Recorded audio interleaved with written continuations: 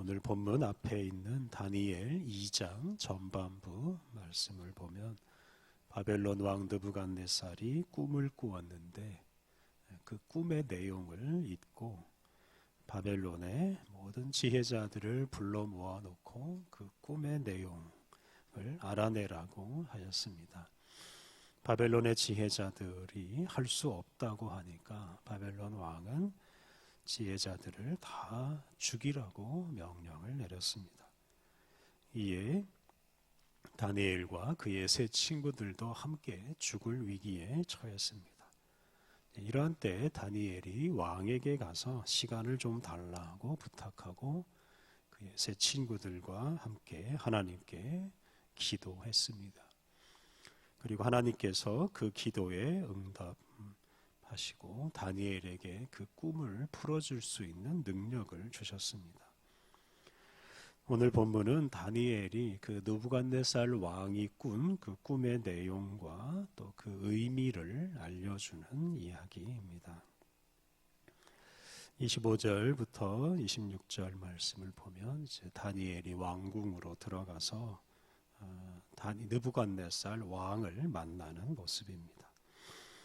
왕에게 간 다니엘이 이제 이렇게 말합니다. 27절과 28절 상반절 다니엘이 왕 앞에 대답하여 이르되 왕이 물으신 바 은밀한 것은 지혜자나 술객이나 박수나 점쟁이가 능히 왕께 보일 수 없으되 오직 은밀한 것을 나타내실 이는 하늘에 계신 하나님이시라. 다니엘은 이제 느부갓네살 왕이 꾼 꿈은 그 어떤 누구도 알려줄 수가 없고 오직 은밀한 것을 드러내시는 하나님만이 그것을 알려주실 수 있다라고 말했습니다. 이렇게 다니엘은 이방 나라 왕 앞에서 하나님만이 하실 수 있는 일에 대해서 말하며 하나님의 영광을 드러냅니다. 28절 하반절부터 30절도 같은 뜻입니다.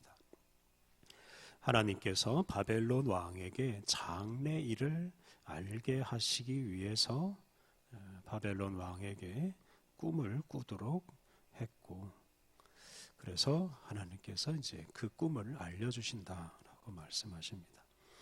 여기서 다니엘이 강조하는 것은 하나님께서 은밀한 것을 드러내시는 유일한 분이시다라는 것입니다. 하나님께서는 꿈을 통해서 당신의 뜻을 알리시고 또한 그 뜻대로 온 세상을 다스리십니다. 31절부터 35절 말씀은 이제 다니엘이 왕이 꾼 그 꿈의 내용을 알려주는 이야기입니다. 바벨론 왕은 꿈에서 큰 신상을 보았습니다.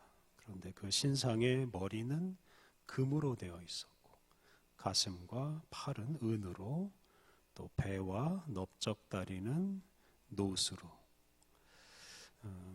종아리는 쇠로, 또 발은 쇠와 진흙으로 되어 있었습니다.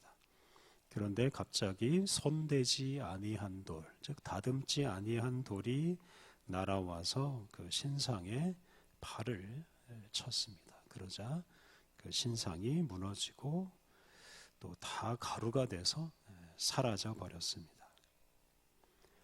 네, 여기까지가 이제 꿈의 내용입니다. 이어서 그 꿈의 해석을 들려줍니다. 신상은 이제 세계 여러 나라들을 가리킵니다.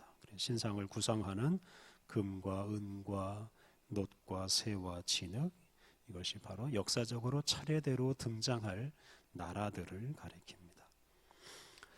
36절부터 38절은 이제 신상의 머리에 해당하는 그 금에 대한 해석입니다. 36절부터 38절 그 꿈이 이러한즉 내가 이제 그 해석을 왕 앞에 아뢰리이다.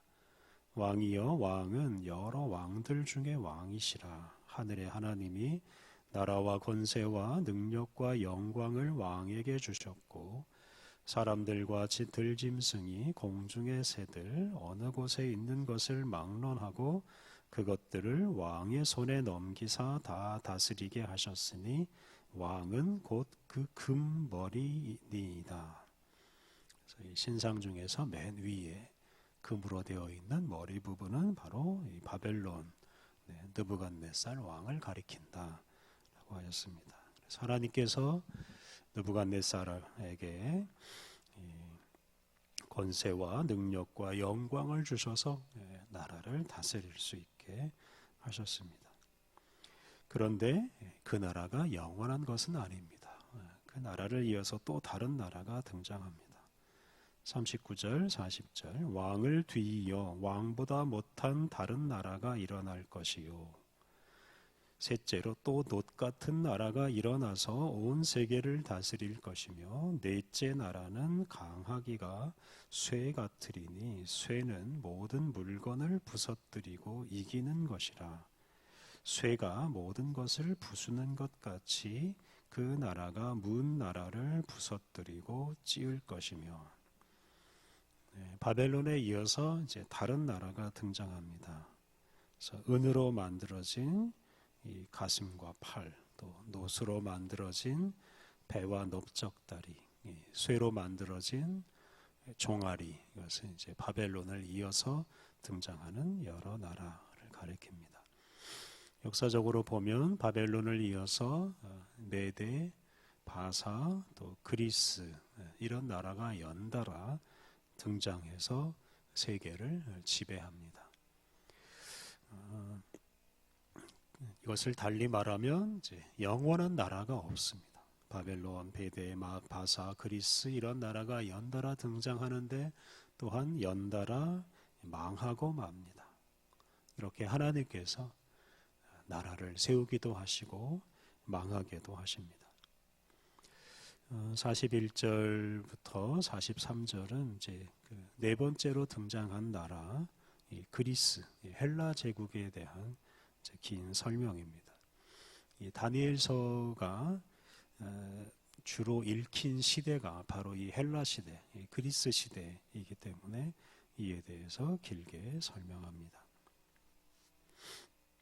41절부터 43절 왕께서 그 발과 발가락이 얼마는 토기장이의 지늘기요 얼마는 쇠인 것을 보셨은즉 그 나라가 나누일 것이며 왕께서 쇠와 진흙이 섞인 것을 보셨은즉 그 나라가 쇠 같은 든든함이 있을 것이나 그 발가락이 얼마는 쇠요 얼마는 진흙인즉 그 나라가 얼마는 든든하고 얼마는 부서질 만한 것이며 왕께서 쇠와 진흙이 섞인 것을 보셨은즉 그들이 다른 민족과 서로 섞일 것이나 그들이 피차에 합하지 아니함이 쇠와 진흙이 합하지 않음과 같으리이다.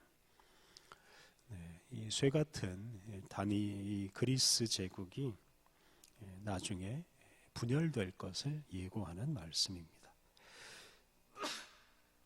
그 말씀대로 그 그리스의 알렉산더 대왕이 전 세계에 걸친 이제 큰 제국을 세운 후에 갑작스럽게 죽습니다. 죽은 다음에 이제 네 나라로 나뉘는데 특히 당시 이 팔레스타인 지방 이 지역은 이제 아시아와 아프리카 지역을 이제 셀루시드 왕조와 프톨레미 왕조가 각각 차지하고 다스리게 됩니다. 그래서 그 당시 유대인들은 이제 셀루시드 왕조의 다스림을 받기도 하고 프톨레미 왕조의 다스림을 받기도 했는데 주로 이 셀루시드 왕조의 지배를 받습니다. 그리고 이제 그때 아주 큰 박해를 받습니다. 다니엘 7장 이후 말씀이 바로 그렇게 그리스 시대에 박해받던 시대에 기록된 말씀입니다. 44절과 45절은 그 신상을 깨뜨린 돌에 대한 설명입니다. 44절, 45절 이 여러 왕들의 시대에 하늘의 하나님이 한 나라를 세우시리니 이것은 영원히 망하지도 아니할 것이요 그 국권이 다른 백성에게로 돌아가지도 아니할 것이요 도리어 이 모든 나라를 쳐서 멸망시키고 영원히 설 것이라. 손대지 아니한 돌이 산에서 나와서 쇠와 놋과 진흙과 은과 금을 부서뜨릴 것을 왕께서 보신 것은 크신 하나님이 장래일을 왕께 알게 하신 것이라. 이 꿈은 참되고 이 해석은 확실하니이다. 네, 돌이 날아와서 신상을 다 깨뜨리고 다 가루로 만들어 버리는데요. 그것은 바로 이 세상 나라를 하나님께서 다 망하게 하신다는 뜻입니다. 그 어떤 나라도 어떤 통치자도 영원하지 못하고 다 망합니다. 그렇게 하나님께서 세상 나라를 다 망하게 하신 후에 당신이 친히 다스리시는 하나님 나라를 만드십니다. 그 나라는 결코 망하지 않는 영원한 나라입니다. 이렇게 다니엘이 느부갓네살 왕이 꾼 꿈을 알려주고 해석해 주니까 이제 다니엘 앞에서 감동하고 다니엘의 하나님을 찬양합니다. 46절, 47절 말씀은 바벨론 왕이 다니엘 앞에서 절을 하고 하나님을 찬양하는 말씀입니다. 이렇게 이방인들의 세계에서 신실한 하나님의 백성으로 말미암아 하나님께서 찬양을 받으시게 되었습니다. 48절, 49절은 그 꿈을 해석해 준 다니엘과 또 다니엘의 친구들을 높은 자리에 올려서 나라를 함께 다스리게 합니다. 하나님께서는 바벨론 왕으로 하여금 꿈을 꾸게 하시고 그 꿈을 통해서 온 세계를 다스리시고 주관하시는 분이 누구인지를 알게 하셨습니다. 하나님은 나라를 세우기도 하시고 패하기도 하십니다. 그리고 궁극적으로는 세상 나라들이 다 사라지게 하십니다. 그리고 당신이 친히 다스리시는 하나님의 나라를 세우십니다. 우리 그리스도인들은 바로 이 하나님께서 세우시는 하나님의 나라를 바라보며 살아가는 사람들입니다. 세상 나라나 세상 나라의 통치자들을 두려워하거나 그것들에게 굴복하지 않고 오직 하나님 나라, 하나님께 충성하는 사람들입니다. 하나님은 예수 그리스도를 이 세상에 보내셔서 예수님을 통해 하나님의 나라가 이 땅에서 이미 시작되었다라고 말씀하셨습니다. 그래서 우리는 이 땅에서 시작된 하나님의 나라, 하지만 아직 완성되지 않은 하나님 나라에서 살아가고 있습니다. 우리는 단지 세상 나라에 속한 사람이 아니라 하나님 나라에 속한 사람이고 하나님 나라 백성이라는 사실을 더 앞세우며 살아가야 하겠습니다. 2024년 내내 세상 나라의 통치 대신 오직 하나님의 다스림을 받으며 하나님께만 순종하며 하나님의 은혜를 누리며 살아가시기를 바랍니다. 함께 기도하겠습니다. 온 우주와 세계의 역사를 주관하시는 하나님, 주님만이 우리의 왕이십니다. 하나님 나라만이 우리가 영원히 살아갈 곳입니다. 이 확신과 소망을 굳게 하여 언제 어디서나 주님께 기도하고 주님을 찬양하며 살게 하옵소서. 세상 나라에 정착하지 않고 세상 통치자에게 굴복하지 않고 하나님 나라 백성으로 살게 하옵소서. 주님만이 홀로 높임을 받는 세상이 속히 이루어지게 하여 주옵소서. 은혜가 풍성하신 하나님, 오늘도 우리에게 새 날을 주시고 새 힘을 주셔서 하루를 살게 하시니 감사합니다. 2024년 모든 날마다 주님께서 우리와 함께 하시고 주님께서 우리에게 은혜 베풀어 주시오니 항상 주님과 동행하며 살게 하옵소서.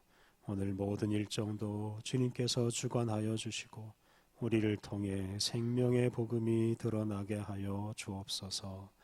예수님의 이름으로 기도드립니다. 아멘.